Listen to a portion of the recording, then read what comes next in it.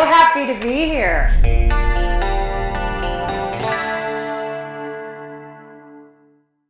What's the weather you bring with you, right? What's the thing that no matter what, you can be counted on?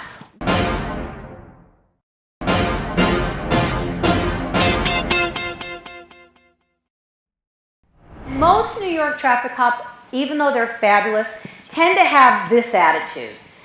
Yeah, this would be a great job if it wasn't for all those people driving a car. Not this woman. I was with another friend named Karen, and we're walking, and we watched this woman, we stopped, because literally you can see it even in the picture that I took in the body language. This woman is like doing ballet.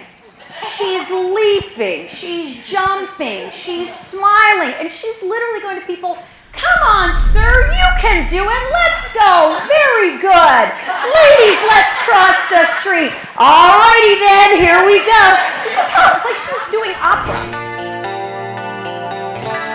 If you think of it as the person goes to your social media, it's like they're coming into a funnel, or I like to think of it as a tunnel, right? They're coming into your funnel or your tunnel. There's going to take a certain amount of touch points before they're going to end up being a customer.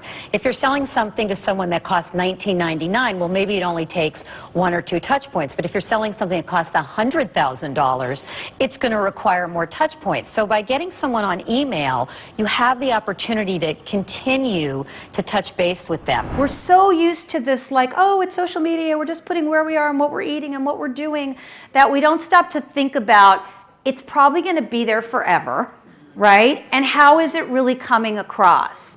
You know, I had a teacher years ago that said to me, don't put anything on social media that you wouldn't want blasted on the front of the New York Times. I love it when people ask me if I want to do something and I go, no, I do not. She goes, I love it when people go, hey, have you seen this movie? And she goes, no, I have not. People go, you should read this book, it's really awesome. And she'll go, I don't really want to. It's the joy of missing out, right? It's that ability to say no.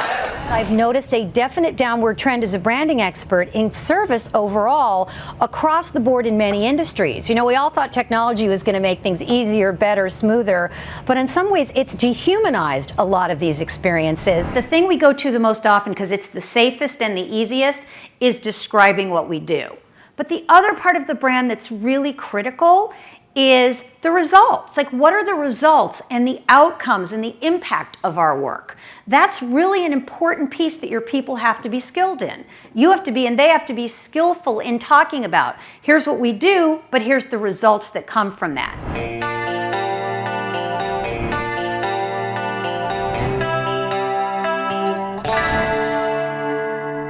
But the part that I think makes even more of a difference than those two, that's often missing, is talking about the brand in terms of the contribution.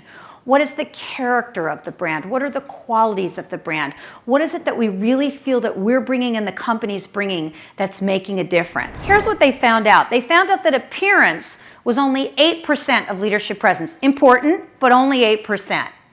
Communication skills, the ability to communicate with people, was 32%.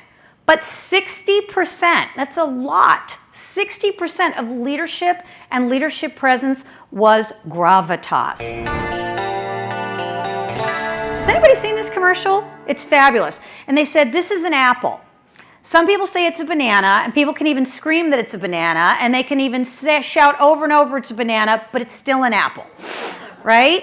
And so one of the things that they found about leaders with integrity is that they tell the truth. They don't try to make things look better than they are, and they don't try to make things look worse than they are. They just call it as it is. They call it as they see it. To me, it's really important to think about what is that contribution that's at the heart of what you bring with you. I talk about diversity and inclusion from the point of view of contribution.